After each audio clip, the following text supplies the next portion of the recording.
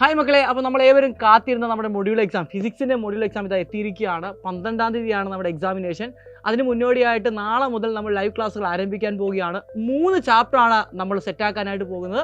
അപ്പം നമുക്ക് നോക്കാം ഓരോ ചാപ്റ്ററിനകത്ത് അതിൻ്റെ വെയിറ്റേജും എന്തൊക്കെയാണ് അത് പഠിക്കേണ്ടത് നമുക്ക് എന്ത് ചെയ്യാം ജസ്റ്റ് നോക്കിയിട്ട് വരാം. ആദ്യത്തെ ചാപ്റ്റർ എന്ന് പറയുന്നത് ഇലക്ട്രോ മാഗ്നറ്റിക് വേവ് ആണ്. ഒരു ചെറിയ ചാപ്റ്ററാണ്. 2 മാർക്കിലാണ് അവിടുന്ന് ക്വസ്റ്റ്യൻ ചോദിക്കുന്നത് നമ്മുടെ ബോർഡ് എക്സാമിനേഷന്. നമ്മുടെ മൊഡ്യൂൾ എക്സാമിനേഷനല്ല, ബോർഡ് എക്സാമിനേഷൻ്റെ വെയിറ്റേജ് ഞാൻ പറയുന്നത് കേട്ടോ. അപ്പോൾ 2 മാർക്കിലായിരിക്കും ക്വസ്റ്റ്യൻ ചോദിക്കുന്നത്. അവിടെ നമ്മൾ ഇമ്പോർട്ടൻ്റ് ആയിട്ട് നോക്കിയിട്ട് പോകേണ്ടത് ഡിസ്പ്ലേസ്മെൻറ്റ് കണ്ടെന്ന് നോക്കിയിട്ട് പോകണം.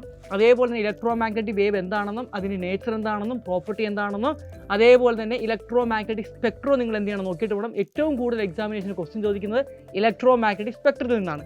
ക്ലാസ് 12 CBSE ഫിസിക്സിലെ ഏറ്റവും ഇമ്പോർട്ടൻ്റ് ആയതും അതേപോലെ തന്നെ ഏറ്റവും വെയിറ്റേജ് കൂടിയ ചാപ്റ്ററാണ് നമ്മുടെ ray optics and optical instrument എന്ന് പറയുന്ന ചാപ്റ്റർ. ആ ചാപ്റ്ററിൽ നിന്ന് ഏകദേശം 12 മാർക്കിനാണ് നിങ്ങൾക്ക് എക്സാമിനേഷന് ക്വസ്റ്റ്യൻ ചോദിക്കുന്നത്. നല്ല ആപ്ലിക്കേഷൻ ലെവലിലുള്ള ക്വസ്റ്റ്യൻ ഒക്കെ അവിടെ നമുക്ക് എന്ത് ചെയ്യാം പ്രതീക്ഷിക്കാം. മെയിനായിട്ട് നമുക്ക് അവിടെ നിന്ന് അറിയാവുന്നതാണ് എന്തൊക്കെയാണ് പഠിച്ചിട്ട് പോകേണ്ടത്.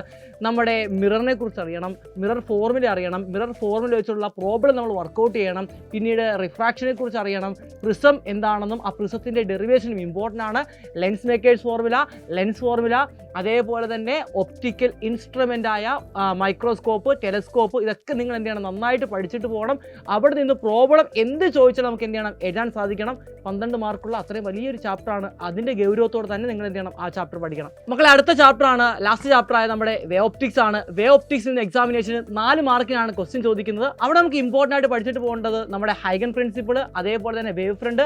ഹൈഗൻ പ്രിൻസിപ്പിൾ ഉപയോഗിച്ചുകൊണ്ട് ലോ ഓഫ് റിഫ്ലക്ഷനും അതേപോലെ തന്നെ റിഫ്രാക്ഷനും എന്ത് ചെയ്യണം പ്രൂവ് ചെയ്യണം. ഇത്രയും കാര്യങ്ങൾ. പിന്നീട് നമുക്ക് വരുന്ന അറിയാവുന്നതാണ് ഇൻ്റർഫറൻസും ഡിഫ്രാക്ഷനും.